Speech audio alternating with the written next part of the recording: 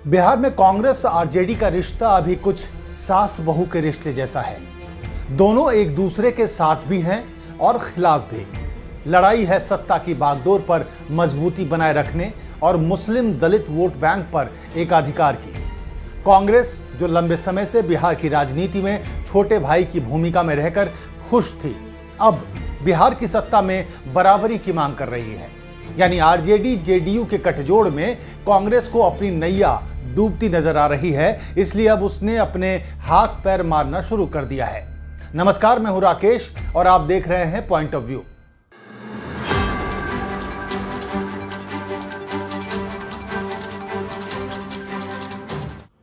बिहार की राजनीति में अगर कोई कृष्ण है तो वो है नीतीश कुमार। वो किसको कब लड़ाना है, कब किसको मनाना है और कब किससे नाराज हो जाना है, खुद ही तय कर लेते हैं।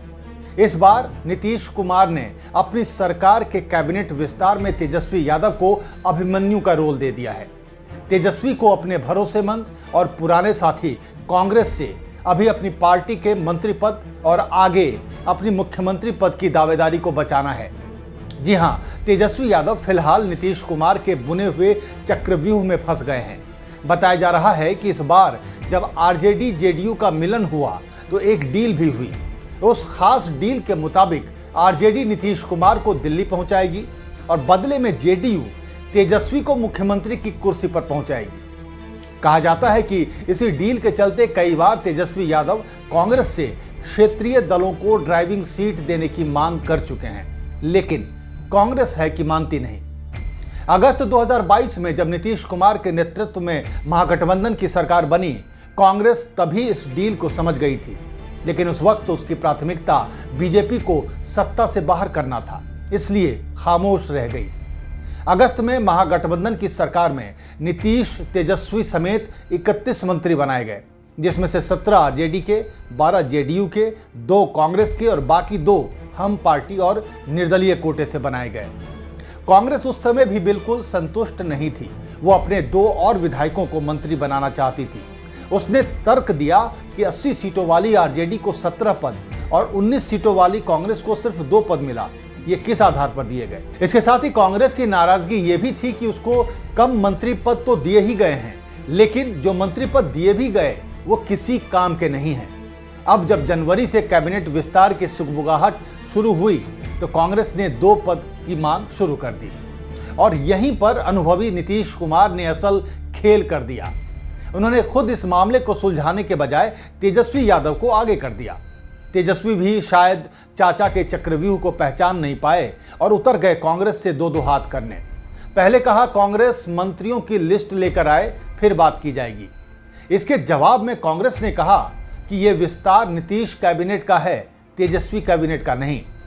इसके साथ ही कांग्रेस ने 5 विधायकों पर एक विभाग का फॉर्मूला भी पेश कर दिया। कांग्रेस का कहना था कि 243 सदस्यों वाली बिहार विधानसभा में महागठबंधन के पास अभी 145 विधायकों का समर्थन प्राप्त है। इस हिसाब से बिहार कैबिनेट में नियमानुसार 36 मंत्री बनाए जा सकते हैं, जिसका मतलब यह है कि वहां 5 विधायक पर एक मंत्री पद का फॉर्मूला बिल्कुल फिट बैठता है। कांग्रेस ने कहा कि उसके फॉर्मूले के हिसाब से 80 विधायक वाली आरजेडी को 16 पद, 40 से ज्यादा विधायकों वाली जेडीयू को 9 मंत्री पद और 19 विधायकों वाली कांग्रेस को 4 मंत्री पद मिलेंगे। कांग्रेस की अपने मंत्रियों की संख्या दोगुनी करने के साथ साथ एक और मांग भी है। उसका कहना है क्योंकि वो गठबंधन में तीसरी सबसे बड़ी पार्टी है, इसलिए उसे सरकार में महत्वपूर्ण और बड़ा विभाग भी मिलना चाहिए। लेकिन आरजेडी इन दोनों मांगों को मानने के लिए तैयार नहीं है। आरजेडी जानती है कि अगर आज कांग्रेस को संख्या के आधार पर मंत्री पद दे दिए गए तो कल उसे विधानसभा और लोकसभा में सीटें भी देनी होगी, जिसका मतलब यह होगा कि आरजेडी जो सपना तेजस्वी यादव के मजबूत मुख्यमंत्री बनने का देख रही है, उसे कांग्रेस मजबूर मुख्यमंत्री में बदल सकती है। इसलिए दिल्ली में पिता लालू यादव से मिलकर लौटे तेजस्वी यादव ने साफ कर दिया कि अगर बहुत होगा तो भी कांग्रेस को एक और मंत्री पद दिया जा सकता है, लेकिन कांग्रेस अभी इसके लिए तैयार नहीं दिखती। अब सवाल यह है कि कांग्रेस ने बिहार में ऐसा कौन सा तीर मार लिया है कि उसे लगता है कि वो बिहार में बड़े भाई लालू यादव के साए से निकलकर अपना मजबूत आशियाना बनाने में सक्षम है। तो यहां एंट्री होती है कांग्रेस के सांसद राहुल गांधी की। राहुल गांधी जब कांग्रेस के उपाध्यक्ष बने थे तभी उन्होंने साफ किया था कि वो लंबी रणनीति पर काम कर रहे हैं। वो संगठन को मजबूत करने के पक्ष में थे, लेकिन उनकी रणनीति के चक्कर में बिहार कांग्रेस ने एक के बाद एक अपने सारे बड़े नेता जेडीयू या आरजेडी के हाथों गंवा दिए। पिछले 10 सालों में बिहार कांग्रेस के कई दिग्गज नेता पार्टी छोड़ चुके हैं। इनमें पूर्व प्रदेश अध्यक्ष महबूब अली कैसर, अशोक चौधरी, दिलीप चौधरी, अमिताभ भूषण शामिल हैं। इन सभी ने पार्टी छोड़ते वक्त लालू परिवार के साथ कांग्रेस के गठबंधन को कांग्रेस की सबसे बड़ी गलती बताया था। इन नेताओं के आरोपों को सच साबित करने के लिए लोकसभा में बिहार कांग्रेस की गिरती सीटें काफी थीं।